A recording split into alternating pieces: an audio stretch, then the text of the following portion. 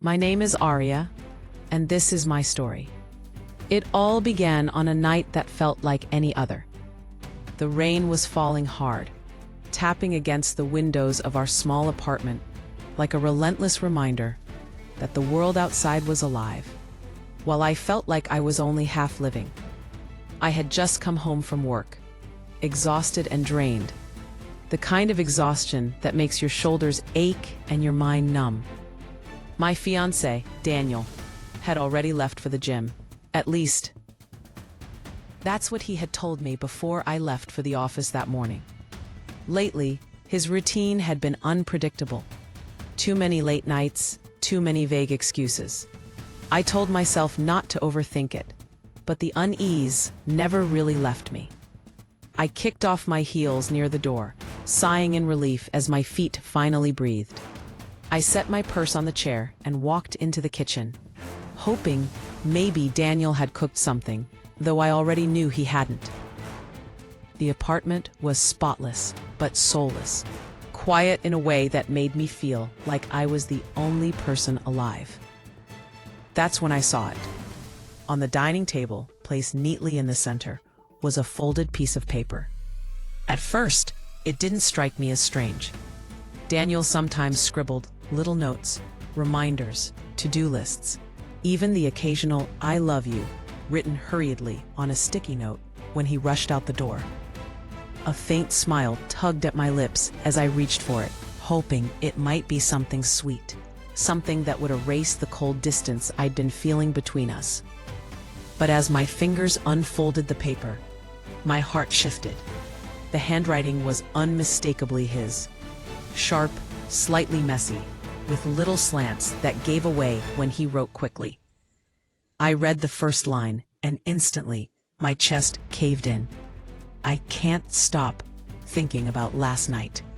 You make me feel alive in ways Aria never could. Meet me tomorrow at the same place. The words blurred as I blinked rapidly, hoping, praying I had read them wrong. I pressed the paper closer to my face, my pulse hammering in my ears. No, I had read it right. Every single letter carved a wound into me, cutting deeper the longer I stared at them. Alive in ways Aria never could. I felt the air leave my lungs. My name, my existence reduced to a comparison, dismissed as inadequate in his eyes. My stomach twisted, bile rising up, as though my body itself rejected the reality I was being forced to swallow. This note wasn't for me. The floor seemed to tilt beneath me. I gripped the edge of the table, desperate to ground myself as shock gave way to nausea. A million thoughts collided in my head, each one louder than the last. Who was she? How long had this been happening? Had every "I love you" he whispered been a lie? My mind replayed every memory with him. Our first kiss, the day he proposed under a canopy of fairy lights. The countless nights we spent planning a future together. And each memory twisted into a cruel joke. My hands trembled as I dropped into a chair, clutching the note like it had the power to strangle me. I wanted to scream. I wanted to cry. I wanted to believe this was some kind of mistake. A sick prank, anything but the truth staring back at me. But deep down, something inside me knew. This wasn't new. This wasn't sudden. This was the missing puzzle piece that explained the late nights, the gym trips that stretched past midnight, the way he'd been distant even when his arms were around me. I pressed my palm to my chest, trying to calm the thunder of my heartbeat. The apartment suddenly felt like a cage, its walls closing in, suffocating me. I stood and paced, the paper crumpling slightly in my grip. Should I confront him? Should I pretend I hadn't seen it? The thought of looking into his eyes, those eyes I had loved for so long, and knowing they held secrets meant for someone else, it shattered me before it even happened. Minutes dragged like hours. The rain outside grew heavier, matching the storm inside me. I kept rereading the note, as if the words would somehow change. But they never did. They stayed the same, mocking me, confirming my worst fear. I wasn't enough for him. Tears finally broke free, sliding hot down my cheeks. I didn't sob, not yet. It was the silent kind of crying, the kind that burns deeper because you're too stunned to even make a sound. My fingers traced the edges of the paper, and I wondered, was this the only note? How many others had there been? How many nights had he spent writing his passion for her while I slept inches away, blissfully unaware? The cruelty of it all hit me then. Not only was he betraying me, but he had been careless enough to leave his confession behind. Or maybe, a chilling thought whispered, it wasn't carelessness. Maybe he wanted me to find it. Maybe it was his silent way of ending things, of pushing me toward a truth he didn't have the courage to say aloud. The clock ticked loudly in the silence. My body felt frozen, yet my mind raced. I folded the note back carefully, like it was some dangerous artifact, and set it down on the table. My reflection in the window caught my eye. My face pale, eyes swollen with unshed tears, lips trembling. That wasn't the Aria I knew. That wasn't the woman who laughed, who dreamed, who believed in love. That was someone broken, betrayed, lost, and a nightmare she hadn't woken up from. Like and subscribe for more powerful stories, and press the bell icon so you never miss an update. The words slipped from my mouth in a whisper, almost absurdly, like a lifeline reminding me that my story mattered, even if I didn't feel like it did in that moment. My story wasn't ending here. The rain kept falling. The note remained on the table, silent but screaming. And in my heart, I knew this was only the beginning. I didn't sleep that night. How could I? Every time I closed my eyes, the words from that note replayed in my mind, searing themselves deeper and deeper into me, alive in ways Aria never could. I tossed and turned, staring at the ceiling, at the shadows creeping along the walls, at the space in the bed where Daniel usually lay. But tonight, that space felt like a black hole, sucking every ounce of trust and warmth from my body. By the time dawn crept in through the curtains, my pillow was damp with tears. My eyes burned, but my mind was sharper than it had ever been. I couldn't go on pretending. I needed answers. I needed to know the truth about this woman, the one who had stolen what was mine, the one he compared me to in cruel whispers I was never meant to hear. I dragged myself to the bathroom, splashed cold water on my face, and stared at my reflection. Puffy eyes, pale cheeks, trembling lips. This wasn't the bride-to-be I had imagined. This was a woman betrayed. A woman on the brink of discovering whether her life was built on love or on lies. The note mentioned last night. It mentioned the same place. My mind turned over Daniel's recent excuses, trying to pinpoint his patterns. Late gym sessions, work meetings, random errands that took hours. He had been slipping away more often than I cared to admit. I hated myself for not seeing it sooner. By evening, I made a decision. I wasn't going to confront him, not yet. I would find out for myself. If he was meeting her again, I'd be there. I needed proof, not just suspicion. I needed to see the face of the woman who had invaded my life, who had made him write those words that tore me apart. When Daniel left that night, muttering something about grabbing drinks with a coworker, I grabbed my keys. My hands trembled as I followed his car from a distance, my heart racing every time a red light threatened to expose me. I kept my headlights dim, my breath shallow, my grip tight on the wheel. He drove across town, far from the familiar places we used to go together. The streets grew quieter, dimmer, until he finally pulled into a small cafe tucked away on a narrow side street. It was the kind of place people went to when they didn't want to be found. I parked a little ways down, my stomach in knots. Through the cafe window, I saw him walk in, his shoulders straight, his steps confident. He wasn't nervous. He wasn't guilty. He looked like a man meeting someone he had every right to love. Minutes later, she appeared. My breath caught in my throat. She was beautiful, painfully beautiful. Long dark hair that shimmered under the light. A smile so radiant it made the whole room seem warmer. She walked toward him with a confidence I envied, her heels clicking against the floor.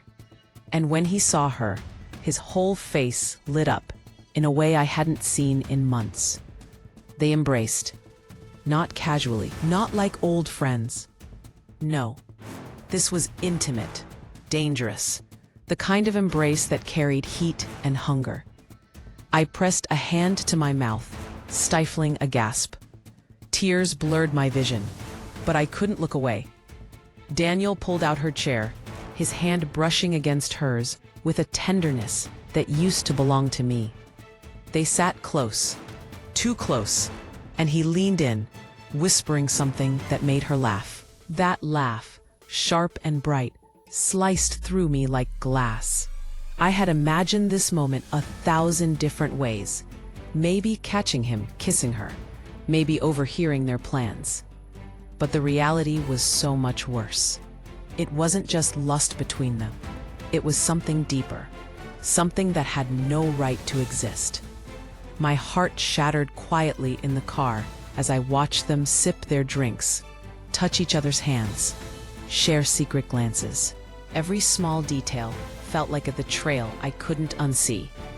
I wanted to burst through the doors, to scream, to demand answers, but I didn't. Instead, I sat there in the dark, suffocating under the weight of silence, because some part of me needed this, needed to see with my own eyes, so that when I finally confronted him, there would be no escape for him, no denial, no twisting the truth.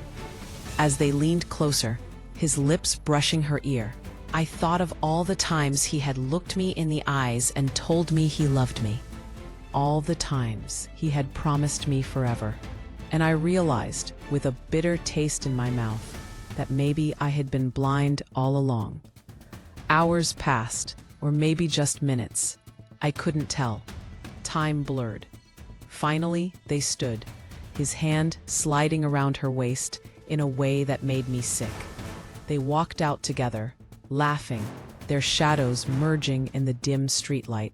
I ducked down in my car, my heart hammering so loud I feared they'd hear it. When their cars drove off in opposite directions, I stayed frozen for a long time.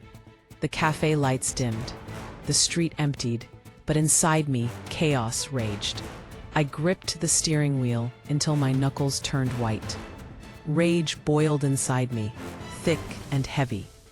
But beneath it, deeper than the anger, was something worse: emptiness. I had given this man everything: my love, my loyalty, my trust. And he had handed it all to someone else, like my worth was disposable. Driving home, I felt like a ghost. The city lights blurred past, meaningless, cold. I thought of the note again, of the words he wrote so carelessly. And then I thought of the woman, Claire. That name slipped from his lips when he hugged her, soft and tender. Claire. Now I had a name. Now I had a face. And now I had the truth. When I walked into the apartment, the air smelled faintly of his cologne, though he wasn't back yet. The note still sat on the table where I had left it, silent but powerful.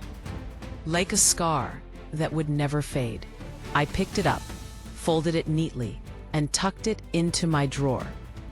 not because I wanted to keep it, but because I knew I wasn't done. The battle had only just begun. The following days bled together, heavy with secrets I could no longer ignore. Daniel kissed me goodbye in the mornings, held me casually in the evenings, and pretended that nothing had changed. But I knew better. I carried the truth like a stone in my chest, and every time his lips touched mine, I tasted betrayal. I became a shadow in my own life, while he went about his routines, some real, some fabricated. I began creating mine, watching, listening, collecting. I wasn't just a fiancé anymore. I had become an investigator, and my heart was both the crime scene and the weapon. I started with the small things. Receipts stuffed carelessly into his jacket pocket. 2 glasses of wine at a bar I had never been to. A hotel key card slipped between business papers. My stomach lurched each time, but I kept everything, filing them away like evidence in a case I hadn't yet decided how to prosecute. His phone became my obsession. When he showered, when he left it charging on the counter, I glanced, never long enough to leave a trace, but long enough to see names. Snippets of texts that burned into my mind. I miss you. When can I see you again? And always signed with a name that made my blood run cold. Claire. Her name became a ghost in our home. It echoed in my head when he touched me, when he laughed at the television, when he made love to me with hands that had also touched her. And though I hadn't spoken to her, hadn't confronted him, I felt like she was already between us, sitting at our table, sleeping in our bed. I bought a notebook.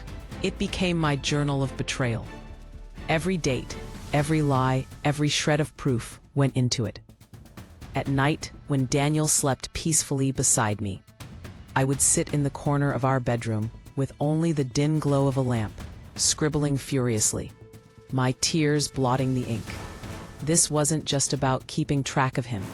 It was about keeping track of myself, of the way I was unraveling thread by thread. My friends noticed. Sarah, my closest confidant, asked one afternoon over coffee why I seemed so distracted.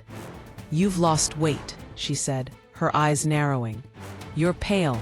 Are you sick?" I wanted to tell her. I wanted to spill everything, to scream that the man I was supposed to marry was already halfway married to someone else. But the words stuck in my throat, because saying it aloud would make it real, and part of me wasn't ready for that. So I smiled, a brittle, lifeless thing, and lied. Just stress. Work's been insane. The lie burned, but it was easier than the truth. One night, Daniel came home late. His shirt was wrinkled, his tie loosened, his hair smelling faintly of perfume that wasn't mine. He kissed my forehead absent-mindedly and walked straight into the shower. I stood in the kitchen, frozen, gripping the edge of the counter so hard my knuckles turned white.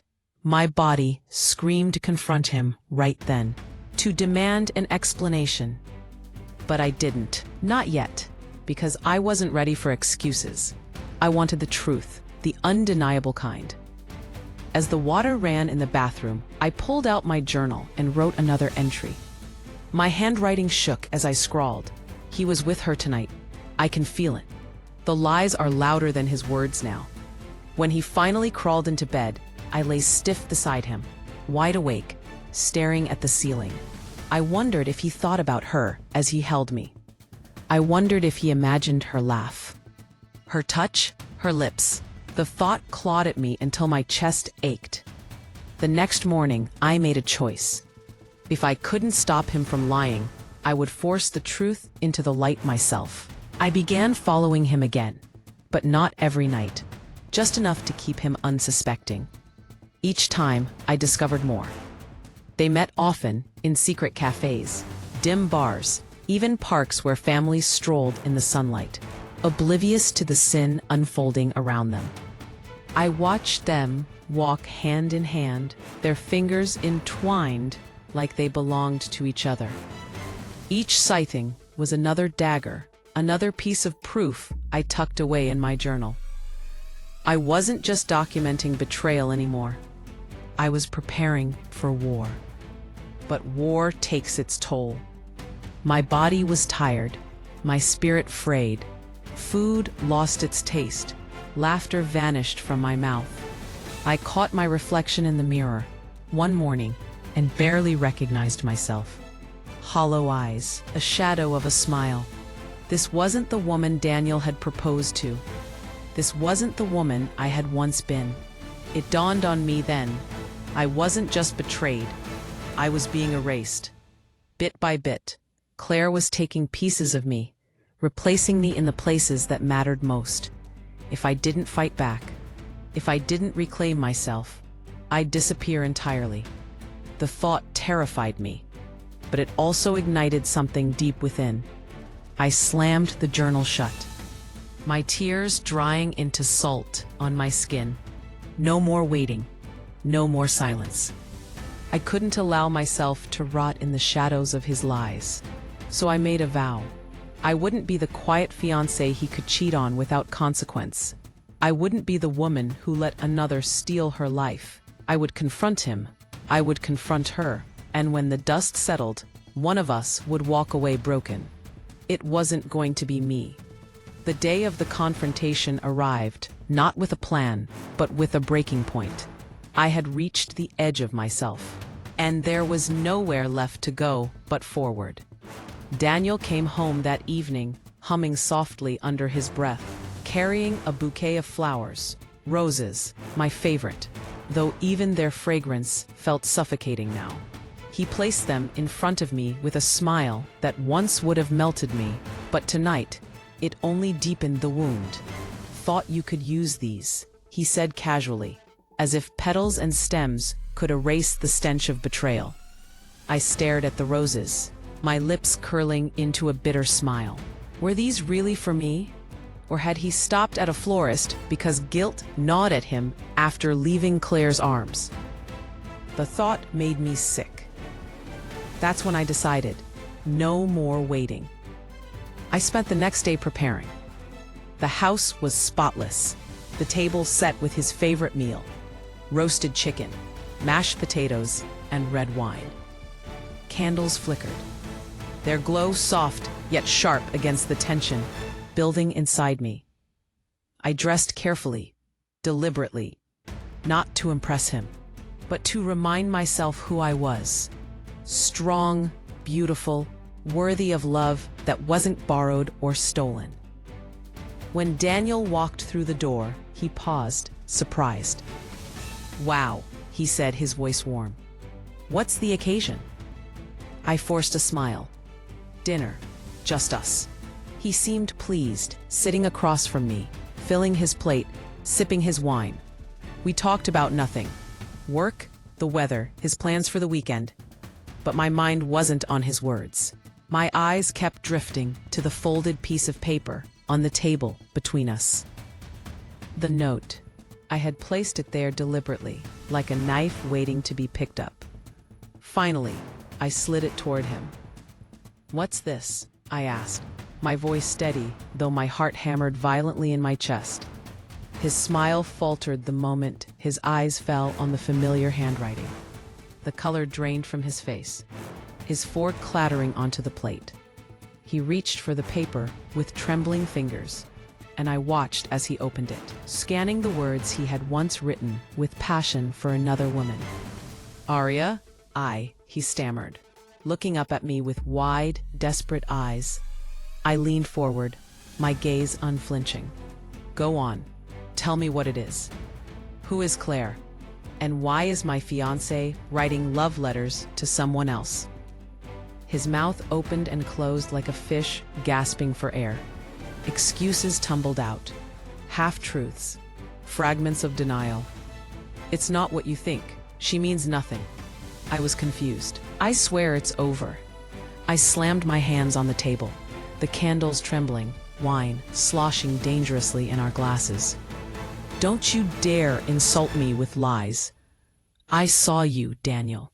I saw you with her. I followed you. I watched you hold her like she was your world. Don't you dare stand in front of me and act like it was nothing. Tears streamed down my face, hot and relentless, but my voice didn't waver. I had carried this pain for too long to break now. You reached for my hand, but I recoiled as if his touch would burn me. Aria, please, he begged, his voice cracking. I made a mistake. I love you. You're the one I want to marry. I laughed bitterly, the sound hollow and sharp. Love? You call this love? Writing notes about how another woman makes you feel alive in ways I never could? Meeting her in secret while I sat at home waiting for you? Sneaking her perfume into our bed? If that's love, Daniel, then I never want it. His face twisted with desperation. It was a lapse in judgment. I got caught up in something I didn't mean. Please don't throw everything away over this. Over this, I snapped, my voice rising like thunder. You didn't just trip and fall into another woman's arms, Daniel. You chose her, over and over again. Every text, every meeting, every lie you fed me. You chose her. Silence fell, heavy and suffocating. The only sound was the flicker of candle flames and the pounding of my heart. For the first time, I saw him clearly. Not the man I had loved, not the man who had promised me forever, but a stranger, a coward, a liar. His eyes were no longer filled with warmth, but with fear. Fear of losing the comfort I had given him. Fear of facing the consequences of his betrayal. I wiped my tears with the back of my hand, my breathing ragged but steady. And then, something inside me shifted. The rage gave way to a terrifying calm, because I realized something. This wasn't just betrayal. This wasn't just heartbreak. This was liberation. I rose from the table slowly, my chair scraping against the floor. You destroyed us, Daniel. Not me. You. And one day, when you're sitting alone with your guilt, you'll remember this moment, the moment I walked away. His voice broke as he stood too, reaching for me again. Aria, please don't do this. I can change. I'll end it with her. Just give me one more chance. But I shook my head, my tears drying into resolve. You had 1,000 chances, and every time you chose her. I turned away, the note still lying on the table between us, its edges curling in the candlelight. It had once been his weapon, but tonight it became my shield, the proof I needed to free myself. And as I walked down the hall, leaving him frozen in silence, I knew there was no going back. The confrontation was over. The war had begun. The night I left Daniel sitting at that table, staring at the note that had betrayed us both, I didn't look back. My legs trembled as I walked down the hallway, past the framed pictures of us smiling on vacations, hugging in front of Christmas trees, and kissing under fireworks on New Year's Eve. Each photo now felt like a lie, mocking me with memories that no longer belonged to me. I packed a single bag, stuffing clothes into it with shaking hands. My engagement ring caught the light as I zipped the suitcase, and for the first time, it didn't sparkle. It suffocated. That diamond, once a promise of forever, had become nothing but a cold reminder of broken vows. I slid it off my finger, my heart lurching painfully, and placed it on the nightstand. It sat there, glittering in the dim light, like a ghost of a love that had already died. Daniel's voice carried down the hall, desperate, trembling. Aria, please, don't do this. Me can fix this. I'll prove to you that I love you. But the words sounded hollow. Echoes of a man who had already chosen someone else, long before I discovered the truth. I pulled my bag over my shoulder and walked past him, His eyes were wet, his face pale, his hands shaking as they reached out for me. "Don't walk away from us. Don't walk away from me." I stopped at the door, turning just enough to look at him one last time. "I'm not walking away from us, Daniel. Because there is no us anymore. You destroyed it the moment you chose her." And then I closed the door behind me. The click of the lock was the final note in the symphony of our collapse. The night air was cold against my tear-streaked face, but it felt like freedom. My chest ached, my body heavy, but with each step I took away from that house, I felt lighter, as if I was shedding years of lies. The days that followed were not easy. Pain is not something you can leave behind in a suitcase. It followed me everywhere. In the silence of my new apartment, in the empty space on my finger, in the mornings when I reached out for him and found nothing but air. But with every sunrise, I reminded myself that heartbreak is not the end of me. It is the beginning of something else. I started journaling, pouring every ounce of rage, sadness, and betrayal onto the page. I wrote about the note, about Claire, about the confrontation that tore us apart. Each word was like pulling poison from a wound. Painful, yes, but necessary. I also reconnected with people I had slowly drifted away from while building a life with Daniel. My best friend Lena, my sister Emma. They wrapped me in warmth, in laughter, in reminders of who I was before I let a man's promises define my worth. They told me I was strong. They told me I would heal. And slowly, I started to believe them. Weeks turned into months. Daniel tried to reach out in the beginning. Calls, texts, letters left at my door. Each one filled with apologies, pleas, promises that he'd change. But I knew better. A man who can so easily write a note for another woman while holding my hand at night doesn't just make a mistake. He reveals himself. Eventually, the calls stopped. The letters stopped. And with their silence, my peace began to grow. One evening, months after I had walked away, I found myself sitting on a park bench as the sun dipped below the horizon. Children laughed in the distance. Couples strolled hand in hand, and life moved on, just as it always does. I thought back to that first moment I saw the note, how it had shattered my world. And yet, in that very shattering, it had given me something I hadn't expected. Strength, clarity, freedom. Because sometimes the most painful truths are the ones that set you free. My name is Aria, and this is my story. A story of betrayal, heartbreak, and the devastating discovery of a note that wasn't meant for me. But more than that, it's a story of finding myself again. To anyone who has ever been betrayed, to anyone who has ever held on to a love that didn't deserve them, hear me when I say this. You are not defined by their lies. You are not broken beyond repair. You are more than the promises they failed to keep.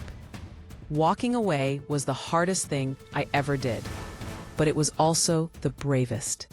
And as I sat there on that park bench, the sun setting on one chapter of my life, I knew with absolute certainty that the next one would be written on my own terms. The note may not have been meant for me, but my future, my strength, and my healing, those are mine forever.